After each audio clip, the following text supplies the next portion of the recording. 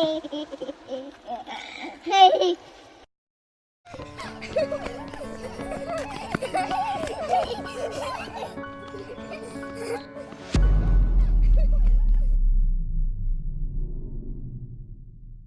you're in foster care, you feel like, what am I going to be, when I grow up?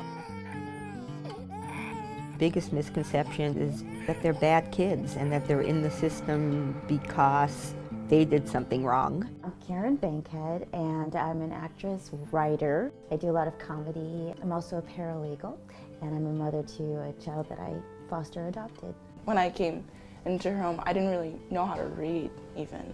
And so it was a good thing to have someone who actually is there taking care of you instead of just a whole home of a bunch of children. I was divorced and didn't have any kids, and so I thought maybe I could be a foster parent. Right when I had that thought, I opened up the newspaper and I saw an advertisement for the SCFFA. I'm Robin Harrod. I'm the adoption director at Southern California Foster Family and Adoption Agency. I called them on a Monday and they were starting classes that week. Our prospective parents go through 7 classes for our certification training because parenting a child who's been in foster care is very different than parenting a birth child. We really want to make sure that the family's expectations and fantasies of parenting are aligned with the realities. And if they are, then we can make really successful matches. They're very good with the single parents, which I think is important because I know a lot of single people who could be good parents, good adoptive foster parents.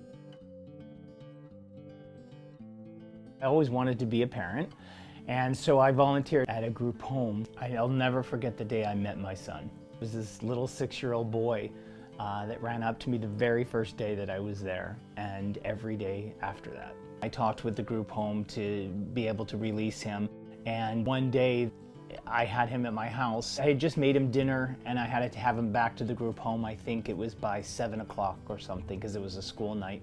And he just looked at me and he said, "I don't want to go back. I want to stay here with you." And it was that moment that really made me realize that I could do this. And then he brought him home and there was a little honeymoon period. And then DJ, like a lot of our kids do, they start testing. DJ came from a lot of different placements. DJ had been moved around 13 times before he had come to my house. Anytime I had any issues, I would call the agency. Yeah, I got lots of calls from him. And we always came up with solutions, and if one didn't work, we tried another one. Kind of helping him, remember why this was happening and why DJ was behaving the way he was. As they had said, it taught me in the classes that once the child feels secure and loved, it'll all dissipate, and it did.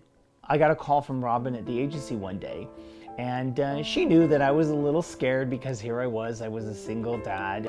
She called me up and she said, I have a single mom that just adopted a child. You guys might have a lot in common and maybe you guys could help each other out. I met Stephen and DJ on that day, and we've been forever friends since. Beautiful day we're having. I feel that if it wasn't for my mom, that I wouldn't be still in school. I've heard stories of the kids that were in my foster home with me, and their lives didn't really turn out so well. When you're a mother in an adoptive situation, you really do feel like, okay, I didn't necessarily create this child, but I'm so blown away and awestruck by the kind of person that she is becoming. My mom always says, we're family and stuff, so it doesn't matter that she didn't give birth to me, it's that we're a family. A lot of people say to me, you did such a great thing, you really saved him, and he's very lucky. And I say, no, I'm the lucky one. Think about it. Every child deserves to be loved. The rewards are amazing.